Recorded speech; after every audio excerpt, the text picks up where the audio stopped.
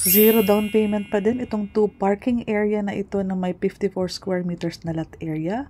Kung naghahanap pa ng mga walang malaking gastos pero solid bahay, Pagsibol Village, ito Muzon and Pampanga meron tayo. So malaki ang living area niya kasi expanded na yung kitchen area.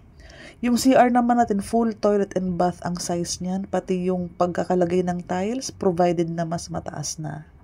So, minimal na lang po ang ipapa-renovate mo sa bahay na to. Kung gusto mo, para ma-secured, itong 2 parking area kasya dyan. Pero kung gugustuhin mo magkaroon ng mas malaking dining area, hatiin mo siya. Or maglaan ka ng space para sa mga space ng van or mas mahabang mga car.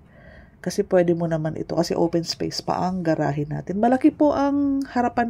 May space pa sa harapan. Second floor, pansinin mo ang ceiling natin may heat insulator na. Naka-sliding windows, may metal paring na ito.